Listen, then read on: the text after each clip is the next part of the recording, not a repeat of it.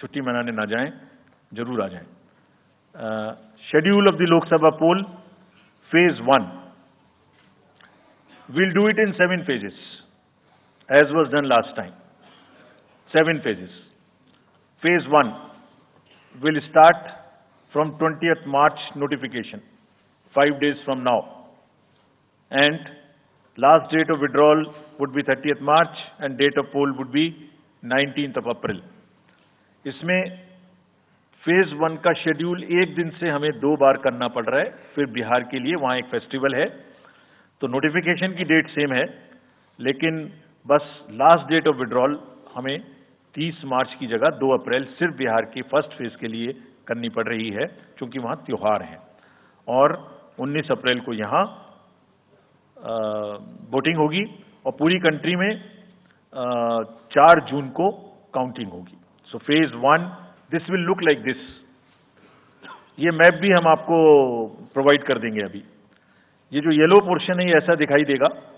तो इसमें जो फेज 1 का जो मैप है, इसमें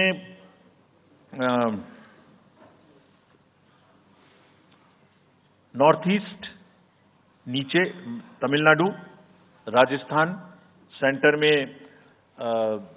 छत्तीसगढ़, मध्य प्रदेश और उत्तराखंड, और ऊपर में जम्मू कश्मीर की 1 पार्लियामेंट्री कॉन्स्टिट्यूएंसी। ये येलो फर्स्ट फेज का आपके सामने में मैप है।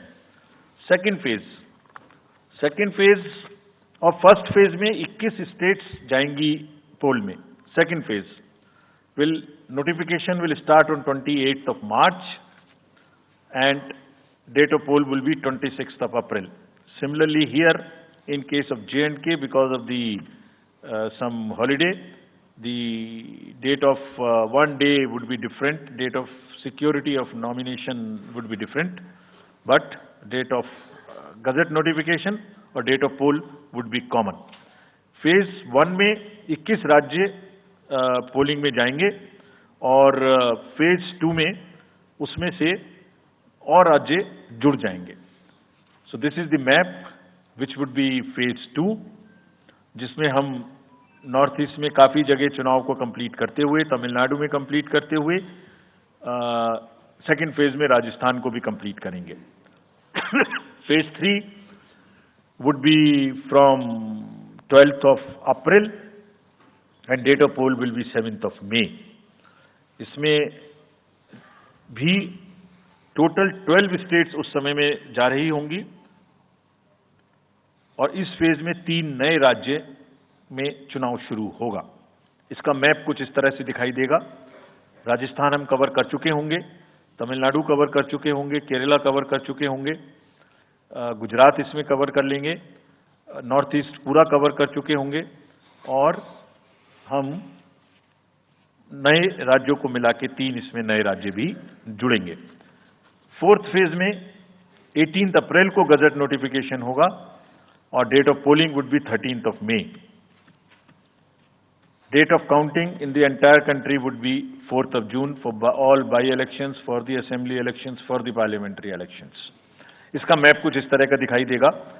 इस समय तक हम इसमें Telangana, Andhra, Orissa would start, and by that time, other than that, entire South India would be complete, entire Western India would be complete, Northeast would be complete.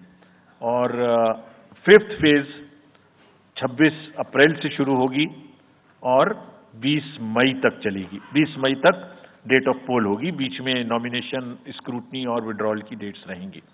Counting of course is 4th of June. It will look like this, which is in front of you, and phase 5 में 49 constituencies will be going to the poll.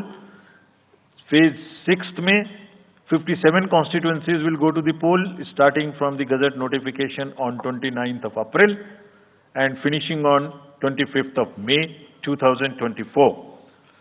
इसका map कुछ इस तरह का दिखाई देगा कि mostly UP, Bihar, Bengal, Orissa और साथ में कुछ नॉर्थ का पोर्शन चालू रहेगा।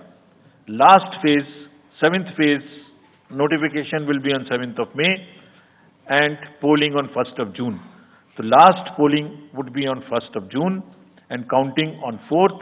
And इस फेज में पूरा पंजाब, हरियाणा भी शामिल रहेगा, Bengal, Bihar, Orissa. This is how the map will look. Yellow denotes the first phase and accordingly the legends are given. We will share this map also with you, ताकि आप इसे अपने साथ रख सकें, इसके हिसाब से देख सकें. ये भी कोशिश की है हमने, और अगर पूरी फेज वाइज हम पिक्चर दें, ये भी एक अच्छी स्नैपशॉट है, जिसमें फेज 1 में 102 कॉन्स्टिट्यूएंसीज, फेज 2 में 89, फेज 3 में 94, फेज 4 में 96, 49, 57, 57.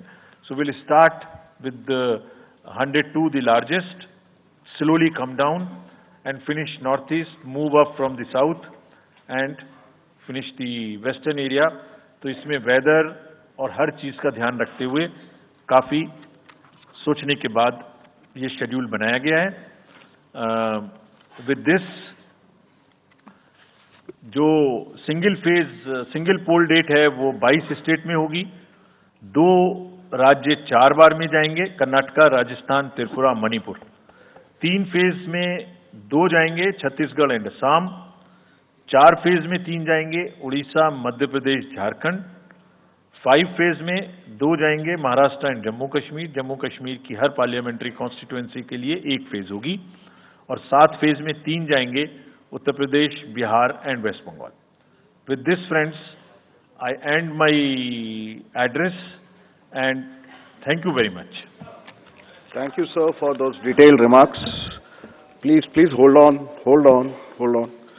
So, you raise your hands, हाथ खड़ा कर दीजिए. माइकर्स आपके पास आएंगे. So we will start with you in the first row. Where are the micers? आप आइए, इनको दे दीजिए. जो, yeah, CC sir will take 4-5 questions at one time. So after that we'll take the next person. Yeah. Sir, मैं मोहित दुबे हूँ news nation से. Sir, मेरा सवाल ये है कि आपने 7 चरणों में मतदान ये करवाया है. बहुत बड़ी चुनौती है क्योंकि दुनिया का सबसे बड़ा लोकतंत्र हिंदुस्तान है. अपोजिशन पार्टियां जो है ये आरोप लगा रही हैं कि 7 चरणों में क्या जरूरत है और इसकी वजह से सत्ताधारी दल को फायदा होता है. और छोटा सा सवाल सर एक और है कि ईवीएम को लेके लगातार अपोजिशन धरना दे रहा है, सवाल उठा रहा है. आप हमेशा ये कहते रहे कि निष्पक्षता के साथ आप मतदान करवाते रहते हैं ईवीएम के माध्यम से, तो उनके सवाल के बारे में आप क्या जवाब देंगे? आप ये जो लाइट जैकेट पहने हैं सेंटर में, इनको दे दीजिए. जो, हाँ, yes, just hold on. Sir, मेरा नाम रविंद्र सिंह शोरान है. I would